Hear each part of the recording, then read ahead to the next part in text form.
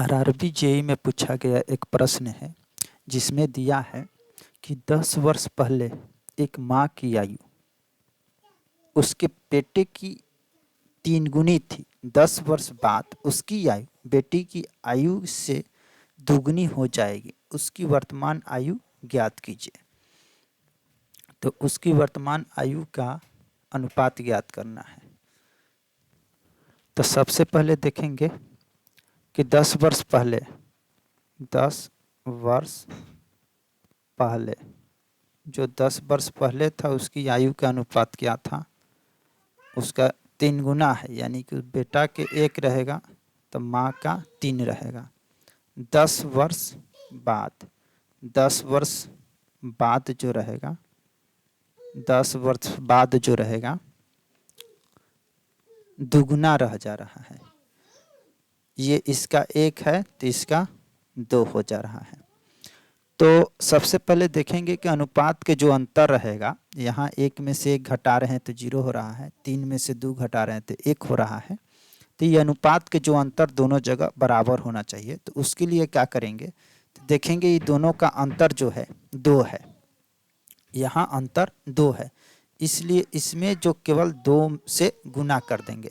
2 से गुना करने के बाद में यहाँ जो आएगा इसका वैल्यू 1:3 का 3 रह जाएगा। 2 से गुना करेंगे 2 होगा, 2 दूने 4, यानी कि जो 10 वर्ष के जो अंतर पर अब यहाँ के जो अनुपात है बराबर बढ़ रहा है। 1 से 2 हो रहा है, 3 से 4, यानी कि 10 दूनी 20 वर्ष में 10 दूनी 20 वर्ष में 1 अनुपात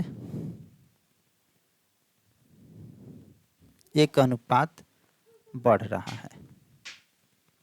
यानी कि इसको हम कह सकते हैं 1 अनुपात बराबर 20 वर्ष। यानी कि 10 वर्ष पहले जो आयु रहेगा,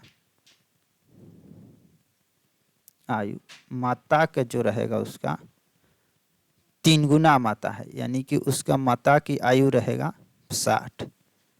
10 वर्ष पहले पुत्र की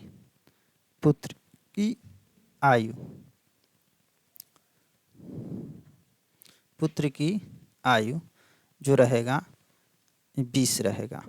अब पूछ रहा है कि वर्तमान आयु, तो 10 वर्ष पहले का है तो वर्तमान के लिए 10 जोड़ देंगे, 10 प्लस 60 प्लस 10, और 10 वर्ष पहले इसका है 20 तो इसमें 20 जोड़ देंगे, बल्कि 10 जोड़ देंगे, 20 प्लस 10। अब दोनों का अनुपात जो निकालेंगे इस 70/20, यानी कि 7:2 आंसर आ जाएगा, बल्कि 3, 10 3 23, यानी कि 7:3 यही आंसर हो जाएगा।